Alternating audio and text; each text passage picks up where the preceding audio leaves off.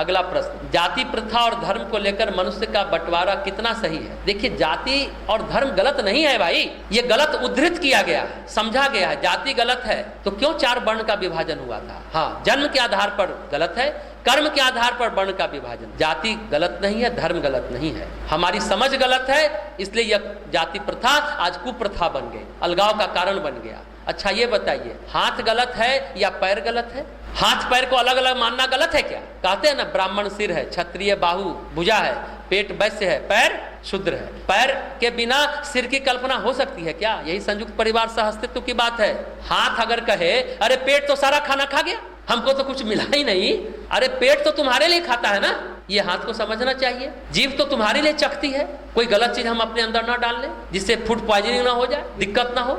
जीभ की आवश्यकता क्यों है? बासी है, कड़वा है, खराब स्वाद है, इसका पता करना जीभ का काम है। सभी अपना अपना काम करते हैं, सही खाना पेट पे पहुंचे, गलत खाना ना पहुंचे, इसके लिए जीभ है। हाँ, अगर जीभ अपना दायित्व न निभाए तो क्या होगा? फूड पॉइजनिंग हो जाएगा। जातियां कर्म के अनुसार विभाजित है, सभी का दायित्व है, समाज में बटा हुआ है तो समरसता रहती है। अगर चर्मकार गलत है तो जूता बनाकर आपको कौन देगा? अगर पंडित गलत है तो पूजा पाठ कौन कराएगा? देवगण से संपर्क कौन सधवाएगा? अगर वैश्य गलत है तो दुनिया भर का सामान ला करके आपको कौन देगा? जातियां कर्म के अनुसार है, जन्म के अनुसार नहीं है, जैसा हमने बताया।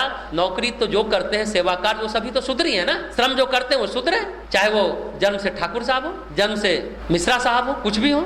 अगर फौज खड़ी है वो क्षत्रिय नहीं है क्या? ठाकुर नहीं है क्या जो फौज में है?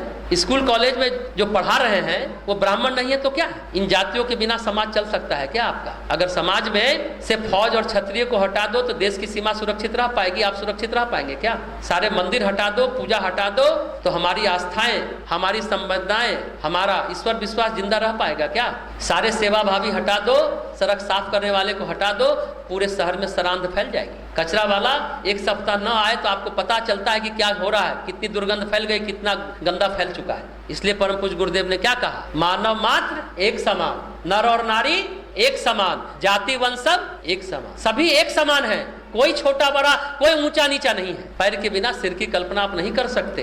कर्म भाग्य भोग अपनी जगह है, पर नियत में खोट नहीं होनी चाहिए। कर्म का बंटवारा सामाजिक जीवन में आवश्यक है, जरूरी है। और सच कहिए, बंटवारा ये है ही नहीं, सुविधा है। सुविधा के लिए हमने इस काम को किया है। सच कहिए तो ये साझेदारी है, साझेदारी है। और साझेदारी में सुख है, बंटवारे में सुख नहीं है। बंटवारा हुआ हिंदुस्तान पाकिस्तान का, देख रहे हैं ना, कोई सुखी नहीं है। स्वतंत्रता के बाद भी कश्मीर आज एक नासुर बना हुआ है। बंटवारा हो गया, कोई सुखी नहीं रहा। तो दुनिया में सुविधा सहूलियत के लिए हम सीमा बनाते हैं, वीजा है, पासपोर्ट है, लेकिन दुनिया में परस्पर एक दूसरे जगह का आवागमन है, तभी दुनिया सुखी रहेगी। अलगाव में कोई सुखी नहीं रह सकता। अब धर्म की बात करते हैं, जाति से बंटवारा की बात में नहीं करे, उसी तरह धर्म से भी बंटवारा संभव नहीं है। धर्म क्या है? जीवन जीने की कला है। जीवन जीना धर्म सिखाता है। मातृधर्म, पितृधर्म, विद्यार्थियों का धर्म, आप लोग का धर्म है पढ़ाई करना, तो ये आपका धर्म है। धर्म मतलब, धर्म की सामाजिक परिभाषा क्या है? ड्यूटी, कर्तव्य।